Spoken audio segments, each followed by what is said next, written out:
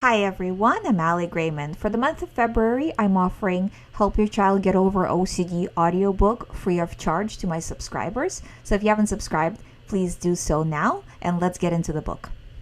Help Your Child Get Over OCD, a step-by-step guide, written by GREYMOND. Copyright 2014 GREYMOND. No part of this book may be used or reproduced in any manner whatsoever without the permission of the publisher. Disclaimer: no liability is assumed for the information provided in this ebook. All material is intended for informational purposes only and is not intended to provide medical advice. Information in Help Your Child Get Over OCD should be used only as a guide and not relied upon as a sole source of information on any given topic. Specific medical advice should be obtained from a licensed healthcare practitioner. Always check with your doctor before beginning any new health regimen or trying something new. Chapter 1. My child has OCD. What now? Obsessive-compulsive disorder can start developing when the person is very young. Around age 4, parents may start to notice that the child can get very anxious with certain situations which do not raise anxiety in other children. As time goes on, these worries become more and more ingrained in the mind and grow into a disorder. If you can start the recovery while the child is young, you can save him or her from a lot of heartache and, if caught early enough, even prevent OCD. In my experience, real OCD starts around the time the person becomes a teenager. It may come and go during the time, and usually OCD hits a peak in early 20s. If your child is older and has already developed OCD, it does not mean that all is lost. Recovery can happen at any age, but the sooner it starts, the easier and faster it will be to completely get rid of OCD. This book will help you recognize the symptoms of OCD, understand how OCD works, and will help you help your child recover.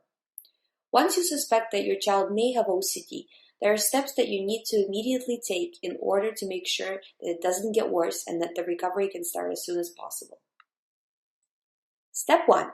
Learn as much as you can about OCD.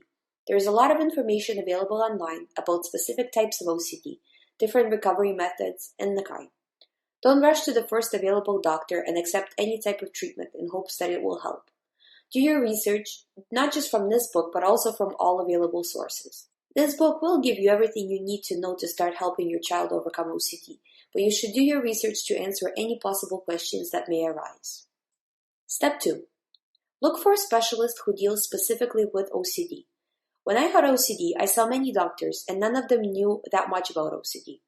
When I help people from different parts of the world, a lot of them have already seen doctors, psychiatrists, and psychologists, but did not get better because the doctors did not understand the disorder well enough to know how to fight it. Right now, it is very difficult to find someone who specializes in OCD. If you just find a psychiatrist or psychologist who doesn't specialize in it, you may see very small progress in recovery. This is because OCD is treated in a much different way than, for example, depression or schizophrenia. If the doctor tries to apply the techniques they use with other types of illnesses, it will not work well and then at times may even be counterproductive. When you choose a specialist, keep a close watch on the progress that your child is making. You should see a definite progress within the first month. If you feel like your child should be recovering more, don't be afraid to talk directly with the specialist. In a later chapter, we will discuss at length how to pick a good specialist and what to look for. Keep in mind that if you are going through a public system, often you will be put on a waiting list to see a specialist and the waiting time can vary greatly. I help people from different countries and they all tell me that the waiting time to see a specialist in their country can vary between 1 week to 1 year depending on where the person is in the world. The sooner you can see a specialist, the better. Step 3. Become your child's support system when it comes to OCD. This should already be in place, but in case it is not, work on being their go-to person. To become that person, you need to make sure that your child trusts you. Don't judge them on their OCD thoughts. Do your research and show them that you are with them, that you are learning about the disorder, and that you care. Right now, your child is struggling and in need of someone who will help. You need to be that someone. This means being there for them and encouraging them to keep fighting until they win. Help them understand that you are right there with them and that you will do whatever it takes for them to succeed. OCD obsessions are fear-driven. Many times they get worse because the person feels like he or she is completely alone in the fight against these thoughts. If your child knows that there is someone who is on their side, they will fight harder because they will feel less scared and alone. This does not mean that you need to reassure them that the thoughts are not real. You should not be giving your child reassurance. Instead, you need to let them know that you will help them fight OCD by helping them in their recovery. This may seem confusing. We will discuss this at length in a later chapter. Step 4. Once the recovery has started, you need to keep a close watch on the progress. If the child keeps progressing and then suddenly has gone back on the progress, you need to analyze the situation and figure out what is causing them to get worse. In the next chapter, I will tell you some of the common situations that make OCD worse, so that when they arise, both you and especially your child is prepared for them and avoid slipping back. Once your child is far in the recovery, you might think that everything is fine and you can finally relax. The problem with OCD is that until it's completely gone, there is a chance of it coming back. You need to make sure it's 100% gone. Think of it like a virus. It needs to be completely eliminated. Chapter 2. Parents' role in the recovery. As a parent who has not heard a lot about OCD, this can be overwhelming. You are not alone and you can do a lot to help your child in their recovery. Remember to do your own research. Join OCD forums, read books, watch videos of people talking about OCD. Try to get all sides of the disorder. You need to be fully informed and understand the disorder in all its intricacies. Do not reassure. As a parent, when you see your child in such distress, you want to help them in any way you can. So if they're asking you if a situation is real or something similar, your instinct is to reassure them. This is true in real-life situations, but with OCD, the more reassurance a person seeks, the worse the disorder gets. When you reassure your child from an OCD thought, their brain takes it as a signal that there was a real danger that needed reassurance. So the next time child has a similar situation that triggered this OCD thought, the brain will again send him or her anxiety to protect from a dangerous situation. You need to talk to your child and explain to him or her why you can't give reassurance and discuss the situation at length. Express how much you love them and that the more reassurance he or she seeks, the worse thoughts will get. Do not let the child avoid. Reassurance and avoidance go hand in hand. If the child is afraid of a certain situation because of their OCD, the first instinct is to avoid the situation. As a parent, try to monitor their behavior as much as possible and see if there is anything they are avoiding because of their OCD. When you see these avoidance behaviors, you need to talk to your child about not avoiding. If the child is very young, it helps to start out with something small and then work up to the big scary situation. Don't try to do everything in one day. This fear took a long time to develop, so it will take some time to overcome. This is the basic process of CBT. The brain of the sufferer slowly adjusts to the situation that it finds scary. The more it adjusts, the less anxiety it brings to protect the person from the threat, because it's no longer viewing it as a threat. Try to stop the reassurance from within, which is called rumination. Your child will want to examine the thought further, the meanings behind it, and so on. It is up to you to stop them from doing so. Every time they bring it up, you need to talk to them and explain why they should not be looking into the thought any further. The damage is the same whether they talk to you about the thought or they seek reassurance from within themselves. You need to be your child's confidant and tell them that in order to recover, they cannot seek reassurance. Try to stop reassurance-driven research. It is very common for an OCD sufferer to do online research to see if their thought is an OCD thought or a real problem. If the person is dealing with an obsession about germs, he or she may look up studies done on particular germs and so on. Since there are so many different sources giving information online, many times the person will get conflicting info and get even more deeper into the problem. Talk to your child and make sure they're not doing this type of research, since it does make OCD worse. Do not judge your child based on their thoughts. Sometimes the thoughts can seem very extreme. You need to understand that the thoughts are only there because your child is scared of them. The more frightened he or she feels, the more thoughts will enter their mind. Usually the person's OCD thoughts are about in some way ruining what is most precious to them. Know that it does take time. Often the parents want instant recovery, and when it doesn't happen fast, they think that the recovery is not working, and they say that to the child. Keep in mind that this particular obsession took a long time to grow into an OCD problem, so it will take a while to leave. You need to be your child's cheerleader and encourage them to continue in recovery. Wait at least 6 months before you deem the recovery process as not effective. Take into the account the drive that the child has to recover. The more effort that is put into the recovery, the faster the result. If you help your child stay positive, it will help the recovery. Never say that they are not trying or that it's not working. If you feel like that inside, try to figure out the reasons why the progress is not happening and gently try to help your child overcome those obstacles. As you can see, you can do a lot to help your child recover. To make your help most effective, make sure your child sees you as an ally and a friend. This is especially important with teenagers. They need to know that they can trust you and that you will not judge them. Chapter 3, the OCD cycle. OCD has a very specific pattern that it follows with every thought and every obsession. Below, I will list the pattern so you can be aware of it when you see your child go through it. From my experience of talking with many people who have OCD, the pattern is the same for children and adults of all ages. The obsessive thoughts are different, but they all follow the exact same pattern. Remember, the reason why the person has a particular thought is not important.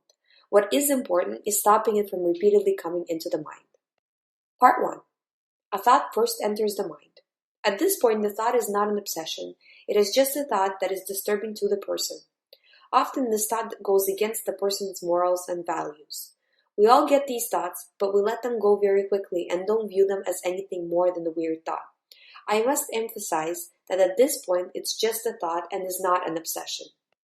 For example, a person will think, I had a thought that if I stepped on a crack on the street, something bad is going to happen to my parents. Then by accident, I stepped on it and now I'm scared it will come true. Part 2. The child starts to examine the thought further. The person is disturbed that he or she could even think of something like this, which goes against their beliefs and values. He or she feels that one cannot live with the possibility of the thought being true, or maybe even having the thought at all. So the person starts to search within to find the answer why the thought is there and what it all means. For example, the person would think, what kind of a person am I to think something like this? I remember that before I thought something like this, and it later came true. This is going to come true as well. I am a bad person for thinking this. I'm going to cause all these things to happen. Part 3. The child starts to get more involved in the thought. The thought is starting to take on a life of its own. The regular activities are forgotten. Everything now depends on this thought. This may be a secretive activity. On the surface, the child is actually acting normally, but inside they are always thinking about the particular thought or situation. Your child may want to spend more time alone in order to examine the thought further and lose interest in friends and family activities. Part 4. Reassurance seeking. The person is so worried about the thought, he or she needs to know for sure if the worst fears are true or not. They start to search the internet in hopes of finding more information on the topic, asking people around them, and wanting more and more information. This stage can be very intense and the person may feel like they are going insane. They start to feel like nothing besides this thought matters, and even though they understand that the thought is not logical, they can't make it go away. Many times, because the thought is not going away, they will think that it means that the thought is true and that all their worries can be real. Part 5. Avoidance. The person starts to worry about the thought more and more and tries to prevent all possible situations where the thought can reoccur. This also adds to their choice to spend more time alone and withdraw from the world. For example, if your child is a teenager who drives, the thought may be that they hit somebody, while in reality having no logical reason to think this way, they may start to avoid the street that they think it happened on. As time goes by, this precaution will no longer feel like enough, and they start to avoid all busy streets. It can even get to a point where the person will stop driving in order to ensure that he will not hit anyone. Part 6. The thought gets even more intense. As time goes on, the thought becomes more and more intense. It consumes the person, their real-life problems become not important. The more they continue to think about the thought, the more severe the thought becomes. Part 7. Obsession switches. It's very important to note that the obsession does not go away. It simply switches to a slightly different obsession when the person gets used to it. If you look at the two obsessions, the old one and the new one, they may be almost identical or at least very similar. Once the new obsession comes in, and the person has a strong reaction of fear to it, the obsession takes over the person and the cycle starts again. Chapter 4. How to recover from OCD. From the previous chapter, we learned how a simple thought could become an obsession. In this chapter, I will outline the correct way of handling the thought. I will use the same example as in the previous chapter so you can see the difference in the behavior. Part 1. The thought comes into the mind. Remember that at this point, the mind has no previous experience in dealing with this thought, so the person has a choice in how she or he handles the thought. It is not yet an obsession. If he or she views the thought as meaningless, the mind will let it go and will move on. This is what happens to people who do not have OCD. They simply move on and not think about this any further. If the person starts to intensely worry about the thought the way I outlined in the previous chapter, the mind views this action of worry as confirmation that the thought is real and possesses a danger to the person. To prevent this danger, the mind starts sending the person more thoughts. The person still refuses to view it as only OCD and instead views it as something much more real and important. Part 2. The person has a strong desire to examine the thought further. This is a critical time. If your child starts to examine the thought and intensely think about it in order to solve it, the thought will turn into an obsession. This happens because while the child is thinking about the thought, the mind is taking note of his or her actions. If the child is extremely anxious, panicked, doing OCD-driven research, the mind sees that as real dangerous situations that needs protection. The mind can only protect the child by sending more thoughts warning of this danger. Its main purpose is to get the child to react and to protect themselves from this danger. That's why the pull to research, seek reassurance, and avoid is so great. As the mind sends more thoughts, the child gets even more anxious and starts doing even more thinking about the thought. The mind views this as even more dangerous situation and sends even more intense thoughts. This is how the cycle of OCD takes hold. View it as two opposing sides. The mind is a machine trying to protect self, so it cannot switch itself off. The switch has to come from your child. Your child needs to very forcefully refuse to do everything the mind asks, such as reassurance, avoidance, and research. This is extremely difficult because the mind will keep trying to get the person to protect themselves from the danger. But the child does need to do this in order to break the cycle of the mind. So the thought comes in, the child refuses to do any of the things the mind requires. The thought bothers them for a bit and subsides because there is no reaction. A few minutes or hours later, the signal of danger is sent again. The child has to do the same thing, completely refuse to worry about the situation. If the child is young, the best way to explain this to them is to use the example of OCD being a bully. When you completely ignore the bully loses interest and moves on. This is what the child needs to do. Your role in the recovery is to support the child's effort. Keep the child busy. Try to do things with them that take their mind off of it. If they are giving in to OCD, talk to them why it's important not to do that. Do not support them in avoidance and reassurance. If they ask you to help them in this, say something like, I know you feel bad because of OCD, and you feel like me giving reassurance to you will help, but you know it will make things worse in the long run. I love you so much, and I want you to recover. I can't give you reassurance. A response like this is good because it shows the child that you love them and reminds them to stay with the recovery. After saying something like this, it's important to shift the child's mind to something else. Suggest an activity you can do together, and while you do the activity, monitor their state and try to keep their spirit up. If you notice that the child is becoming quiet and thinking about something, start a conversation and keep them talking. Ask questions. Make sure that you're not talking about OCD. If the child asks what you are doing, be honest and explain to them why this approach will help. Reiterate how much you care. This is basically mind training, or actually retraining. This method is also great because there's nothing bad that can come from it. Actually, people who don't have OCD can also use this method in order to get rid of unproductive thoughts and worries. The original thought was so scary, even though it was not logical, the mind started to view it as real based on the level of anxiety of the child. If the child now continuously shows no emotion to this thought, the mind will understand that this is not a big deal and will move on. The length of time it takes for the mind to move on depends on the amount of time the thought has been present. This is why it's important to catch the thought as soon as possible. Part 3. Obsession switches. If the child believes the thought, is not viewing the thought as OCD, and is seeking reassurance, the thought still can go away by simply being replaced with another one. This is not recovery. This is OCD getting worse.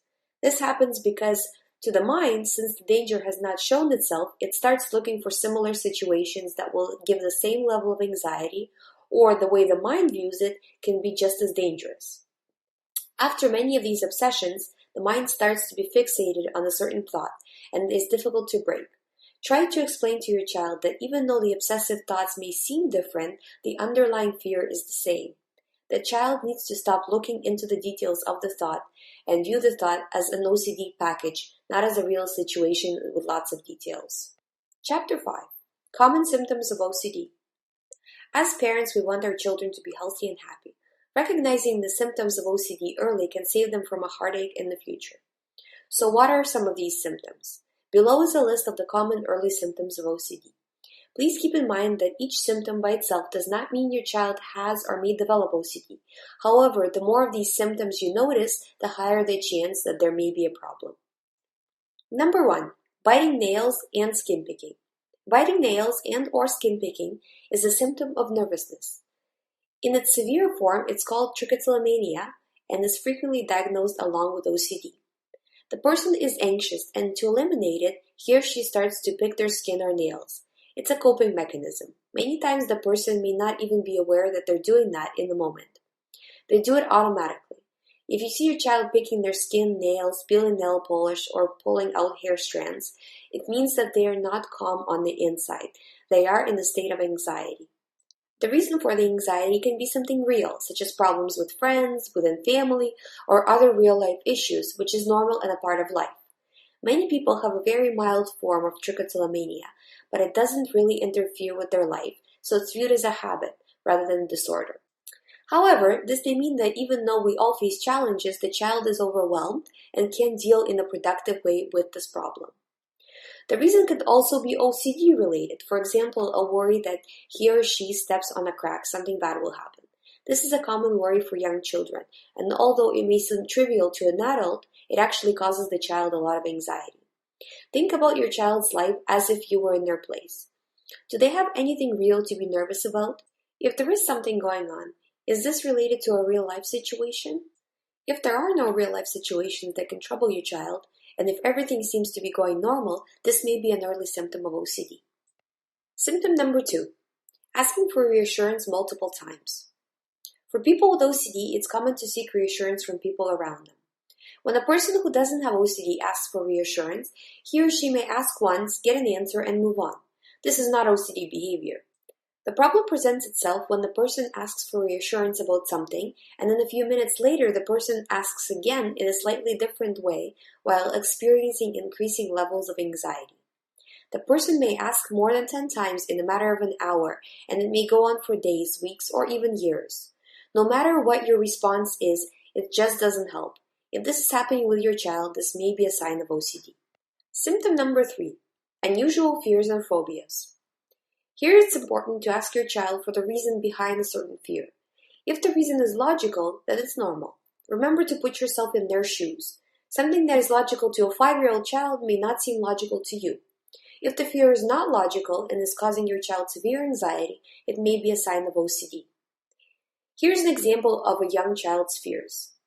The child says, "I'm afraid to go in the basement." The parent asks why. A non-OCD response could be something like, because it's dark and scary, logical from a child's perspective. An OCD response could be, because if I go downstairs, something bad is going to happen to my mom in the future. This is not logical from a child's perspective. Here's another example of an older child's fears. I am scared I failed a test. Why? Because I didn't study. Would be a logical answer. Because when I started to write the test, I did not use my lucky pencil. If this is a one-time occurrence, it's probably not a problem. We all have lucky numbers and other quirks. If you notice that this is happening on a daily basis and the thoughts, rationalizations, and fears seem to be similar, there may be an OCD problem. As a parent, you know your child best. You will be able to easily recognize if there is a problem. Trust your instincts. Symptom number 4, high level of anxiety. This one is very important. The child may have all the above symptoms, but experience very low, if any, anxiety throughout their day. Their level of anxiety is what differentiates a disorder from just quirky human behavior. Everyone has weird habits, that's just part of being a human. When these habits start to interfere with a person's life and cause emotional pain, that's when it becomes a real problem. Example of a person without OCD. A person does not like to wear black colored clothes because he feels like something bad might happen, since black is traditionally worn at funerals. If he does wear black clothes, he is less comfortable, but is okay. Now let's look at the same example, but for a person who does have OCD. So a person does not like to wear black clothes because he feels like something bad might happen, since black is traditionally worn at funerals. Every time he wears black clothes, which he avoids unless absolutely necessary, he feels like crying, is extremely stressed, and feels stressed for a long period of time afterward. The fear is that now that he has worn black clothes, something bad is coming. This fear does not leave him. The fear is paralyzing and becomes more important than his real-life problems. In these two examples, you can clearly see the difference. The exact same situation can happen to a person with and without OCD.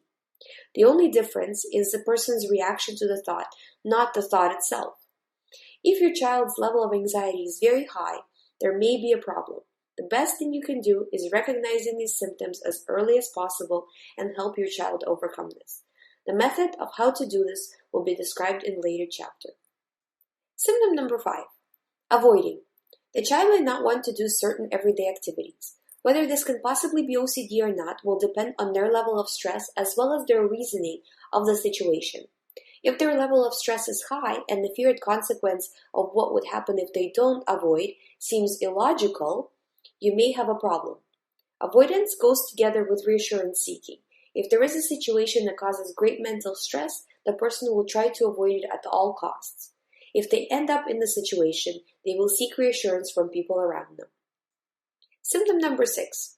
Obsessive behavior. The child starts to obsess about doing things a certain way, and if anything is done differently, he or she becomes extremely upset. As a parent, only you know what is normal behavior for your child and what is not. If you feel like the level of how upset the child is not proportionate to the problem, there may be a cause for concern. I recommend talking to your child later when he or she is calm. Ask them to help you understand why they were so upset. Say that you don't really mean to upset them and you just want to understand because you love them and you care. Listen to their reasoning. If it seems logical from their perspective, then it's okay. If it seems like it doesn't make sense, there may be a cause for concern. For example, the child says, "You moved my book. I put it there on the shelf and you moved it. I don't like it when you move my books." You say, "I'm sorry, I didn't mean to upset you." The child says, "It's okay, but please don't move my books again." You say, "Okay, but can I ask you why it's important to you? I only ask because I don't want to upset you again." Now you have two answers, an OCD and a not OCD answer. An OCD answer would be something like, "All the books have to line up facing to the right." Non-OCD answer would be, "Because if you move it, I can't find it later when I need it." If the child was not very upset, this could be just their preference of books facing a certain way. But since the child is extremely upset about a trivial matter, there may be more to it. I always say there may be more to it because human beings are very complex and something that is normal for one person may seem like strange behavior for another. You know your child best. What does your heart tell you? Don't make any rushed conclusions. Observe their behavior and you will be able to tell what is happening very quickly. Symptom 7. Fear-driven research. If the child already has an obsessive thought, he has a fear that is associated with the thought. Obviously, if the thought wasn't scary to them, they would not obsess over it for a long time and it would not cause anxiety. If this child is older, he has access to information through books or internet where he or she can read about the topic in order to reassure themselves that this is only OCD. This is a self-reassurance type of behavior and can take up large amounts of time. For example, the child may worry that he has an illness. He or she will spend hours online researching the illness. They may seek doctor's advice. No matter how much everyone reassures them that the problem is not real, they can't stop their mind from bringing it up again. The anxiety grows. If you catch these symptoms early enough, you can prevent them from developing into OCD. And if they're already developed into OCD, you can reverse the damage. OCD does get worse over time. The faster you catch it, the better. If the child has already developed OCD, it is still much easier for them to recover now than when the problem is deeply ingrained in their mind. Clinical studies have shown that with proper recovery exercises, the brain completely recovers from OCD on a physical level. The scans of the brain activity before and after recovery actually look different. So if there is a problem, know that it can be reversed and then you and your child are not alone. Chapter 6. I think my child has OCD. Can they recover? If you are fairly certain that your child has OCD, he or she can definitely recover. Answer to yourself these questions. What level of anxiety does the child have on average? If 10 is the worst possible anxiety and 0 is none, where is your child on that scale? This is important. It will give you an understanding of how severe the disorder is, and you will be able to better determine what type of recovery program is right for them. How long has it been this extreme? The recovery time depends on how long the person has had a particular obsession. If, for example, the person obsesses about germs for a year, it's a lot easier to fix than if he or she has been obsessing about it for 50 years. To give you a timeline, a person will take about half the time of the obsession to recover from it. If the obsession has lasted more than 10 years, it won't take 5 years to recover. It happens a lot faster. But if it's 1 to 3 years, then it's almost always about half the time. What I'm talking about is full recovery. The person may feel better quickly within a few weeks, but it will take a lot longer to fully recover. Here's an example of a length and recovery proportion. If an obsession lasts 2 months, it will take 3 weeks to a month to recover. If an obsession lasts 6 months, it will take 2 to 3 months to recover. If an obsession lasts 1 year, 6 months to recover. If an obsession lasts 3 years, it would take 1 year to recover. If an obsession lasts 5 years, it would still take about 1 year to recover. If an obsession is 10 years, it would take 1 to 1.5 years to recover. So you can see that most likely it is not going to take more than a year. This is what I see again and again when I help people. It may not be 100% of the time, but it's a very strong indication. This is only true if a person is putting 100% effort into their recovery. This is only true for my system of recovery. I don't know what it would be like in other ways because I only know one way to recover, and these are the results. I have an extremely high level of recovery with this program, but again, only when the person puts in 100% of the effort. 2 areas of failure when it comes to recovery is seeking reassurance and avoidance. We will discuss this at length, but in short, the person needs to stop both of these behaviors in order to recover. As a parent, sometimes they will come to you for reassurance. It is very important for you not to give them any reassurance, but instead put them back on the path to recovery by going over the recovery principles. Again, there's a whole chapter coming up on this, but for now, just know that you need to be a pillar of strength for them. And when they feel weak, do not be the crutch of reassurance. It may seem like the reassuring your child you are helping them, but in fact you are helping the disorder get worse and prolonging the suffering. This is the difference in recovery time. A person who does everything right recovers in half the time of the initial problem, unless there's more additional factors and so on. On average, the recovery is close to half the time of the initial start of the disorder, as I showed earlier. A person who sometimes seeks reassurance and sometimes avoids may prolong the recovery a little bit. A person who does the right thing only half the time and the other half seeks reassurance, avoids, and so on could double the recovery time and double their suffering. So the difference is huge. To help your child recover, you and all members of the family need to understand the reasoning why this is true and work together to make sure the child is always on the recovery path. What you should see when your child is recovering. If your child is already started recovery process, there are some things you can look for to make sure he or she is getting better. Take mental notes on how fast the OCD thoughts switch. If the child is doing well with not letting the thoughts gain power, the thoughts will go away quickly.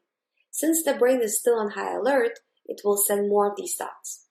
If the child keeps following the program and not believing the thoughts, they will switch very quickly. The overall level of anxiety should be lower, even with this high amount of thoughts. That is because the thoughts are always fresh and the person is less attached to them. So if your child tells you that the thoughts are jumping in the mind, this is normal and this is good. If your child says that the same thought is sticking around, then this means somewhere either reassurance or avoidance taking place. It can be self-reassurance, called rumination, or reassurance from others, or online research. I suggest talking to your child and identifying the problem. Once the problem is resolved, the thoughts should start jumping from one to another. Over time, the level of anxiety of these jumping thoughts will be lower and lower and eventually completely gone. This is the average progression of recovery. Chapter 7. Finding the right doctor. Most of the people I help have already seen multiple specialists with very little result. I help people around the world and the doctor situation is very bad nearly everywhere. There are almost no specialists who deal specifically with OCD. As a person who has seen doctors, then recovered using my own method, and now helping others to recover, I can tell you what to look for in a doctor. Number 1. The doctor is an OCD specialist. Even though I'm not a doctor, doctors often refer me because they can't help their patients. I've had many patients tell me that the doctors use my books and website in order to help them. I had doctors call me asking me why the patient is getting better and how I did it. They are often amazed at the speed of the recovery. This doesn't mean that they are bad doctors. It is because there are so many different mental problems and they only have a few years of school. You can't become a specialist in every single mental problem over the course of a few years. You will know a lot about them, but you will not be a specialist. So make sure the doctor actually has OCD patients that have recovered. Ask how many people did they help recover from OCD. Number 2, the doctor is skilled in talking with people the same age as your child. You want to make sure the doctor knows how to talk to children and has helped children recover from OCD. This is also very important if your child is a teenager. Number 3, the doctor is not 100% relying on medication. Medication is important, but it should not be the only thing he or she knows about the disorder. The doctor needs to be a doctor, not a pill dispenser. Make sure that the doctor has a plan that includes therapy, either ERP or CBT. Talk to him about both. Number 4, the doctor needs to have a clear plan of treating OCD. Ask, how is OCD treated? Common methods are CBT and ERP. CBT is a more popular option, but ERP often works better. Either one should be getting you results. If doctor has no idea what ERP therapy for OCD means, and you can see that he or she is not strong in CBT either, in my opinion, you need a better doctor. Number 5, the doctor has experience with your child's particular type of OCD. This may be asking for too much, but you want to at least try to find a specialist that has had experience of helping people recover from the same type of OCD problems that your child is facing. This is not mandatory, but could be better for the recovery. Number 6, the doctor is open to you sitting in on the sessions. If the doctor does not want you to sit in on the sessions, this is not good. Make sure he or she does not have a problem with it, and do take the time to sit in on a few of them. You need to support your child, and many times this means that you are there for them and with them. Therapy for OCD includes working on recovery. It's not easy and your child does have to do the work, but he or she has to know that you are in their corner, taking the time to be there for them. How to tell if you need to switch doctors. Number 1, you're seeing very little progress. If your child has been speaking with a doctor for over a month and the progress is not clear, you should look into it and see why. With OCD, I find that there is progress right away, but the full recovery takes a while. So if the doctor says that maybe the pills have not kicked in yet, this may be the time to get a new doctor. The decision is up to you. I am simply writing from my own experience. There could be additional circumstances that are slowing down the recovery, such as stress, holidays, emergencies, and so on. If this is the case, this is not a negative reflection on the doctor. OCD, until fully eliminated, can get worse when life gets more stressful. Number 2, the doctor is trying to examine the child's past to help him or her recover from OCD. I see many therapists take this approach. This works well for depression, but for OCD, which is based on irrational fears that get stuck in the brain, it does not help. Again, this is my experience. Number 3, the doctor is limiting the recovery work to only therapy sessions. This does not work with OCD. The doctor needs to tell your child what to do when the thought hits, how to act, and how to handle the thought. There should be homework with OCD recovery. Chapter 8, the role of medication in recovery. I am not a doctor, so everything in this chapter is just advice. In all matters of health, including OCD, please consult your doctor. I have a lot of experience and information from talking to people who are battling OCD, with and without medication. I will share that information with you in this chapter. Please don't take my advice as your sole information source. Do your own research. Does your child truly need the medication? Many doctors tend to prescribe the medication as soon as they diagnose OCD. This is incorrect in many mild cases, which can be solved by recovery work alone. The medication is needed in order to be able to do the recovery work and to lessen the anxiety. You know your child best. Do you think your child would be able to do the recovery work required to overcome OCD without the medication? Another aspect of why people are prescribed medication is for their safety. Sometimes the person has severe OCD and they simply don't want to live.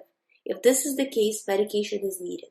If your child's situation is not that bad, I would try just doing the therapy and closely monitoring the progress. Is the child starting to feel better, or are they at almost the same emotional state as when they started? Is he or she starting to feel worse? If the child is old enough, talk to them about how they are feeling and if the therapy is working or the medication is needed. Again, I am not a doctor, so this is only what I see based on advising many people with OCD. You are their parent and you know what's best. There are no right and wrong answers in this. You need to follow your heart and make informed choices. Side effects of medication. Talk to your doctor and make an informed decision by doing as much research as possibly can on all the brands of medication. There are many brands out there, and if you decide that you want to try medication, you need to be informed of all of the consequences as well as side effects of that medication. They are not all the same, and some of them have very strong side effects, while others have almost none. Do your research. When I took medication, I was always tired and sleepy. This is common with most of them because they are trying to make the person less anxious, so the person becomes passive. This translates to all aspects of life. The person becomes less anxious, but they're also less happy about the things that they would be joyous about before. Everything becomes bland and just okay. I am sharing this to illustrate that even though the medication is prescribed for OCD, it can also change other aspects of life. This is why you need to make sure that you are well aware of all the possibilities that can happen with the medication and that your child truly needs it. Selecting correct medication and dosage. Your doctor will give you some choices between different types of medication. They will also suggest the best dosage to begin with. Do your own research on specifics of the medication selected and common dosages. In many cases, the side effects do get worse as the dosage goes up. Be careful about upping the dosage as time goes on. Many times, a person will be seeking reassurance, avoiding, and doing everything else they're not supposed to do when recovering from OCD. When they go to their doctor, who may not be skilled in OCD, the first thing the doctor will do is suggest increasing the dosage. I suggest looking at the picture as a whole in order to figure out why the child is feeling worse. Most of the time, the reason has to do with reassurance, general level of stress, or avoidance. Once the child stops avoiding asking for reassurance from within themselves or from others, and the stressful time in their life has passed, the recovery resumes. Again, as previously stated, make sure that the medication is not the only thing that is done in order to recover from OCD. There needs to be therapy that goes along with this. The real recovery is therapy. Medication just makes it easier to do the therapy since it should lower the general state of anxiety. Pay attention to your child's emotional state. If you feel like something is off, don't wait. See your doctor and ask questions. We are all different, and what works for one person may not work for the other. When to stop medication. As the child progresses in recovery, you will see that they are doing better. Don't stop the medication suddenly. Talk to your child's doctor about reducing slowly the medication when you feel it's right. I advise being on the side of caution. Waiting a little longer, maybe a month or two, is not going to change anything in the long term, but it will ensure that the progress the child has achieved in recovery is not lost. Once the medication is stopped, your child will only be relying on his or her progress that is made in therapy. So it is important that the recovery is well established and the brain is used to not having anxiety. My personal opinion on medication. My personal opinion is that the medication is something that needs to be decided on an individual basis. Some people benefit greatly from medication because it helps them start to recover from OCD or to even be able to begin the work it takes to recover. In other cases, the person has very mild OCD but takes medication anyway because they can't or don't want to put in the work to do the recovery. I think medication is not a bad tool for recovery, as long as the person puts the emphasis on mental reprogramming and does the work needed to overcome OCD. Medication should be a helpful aid, that goes along with the therapy. It should be used if and only if the person truly needs it and their disorder is out of control. It should never be the sole recovery tool, because if they one day stop the medication, their OCD will come right back. There are a lot of different studies that have been made that show that the brain can fully recover from OCD using OCD recovery therapy. So complete OCD recovery is possible and an achievable goal. I have fully recovered from OCD, and your child can recover as well. From helping many people around the world, I can also tell you that 100% of the time, the children or teenagers recover much faster than adults. Thank you for listening. I hope this audiobook has been helpful to you. If you have any questions, visit youhaveocd.com or email me directly at info@youhaveocd.com.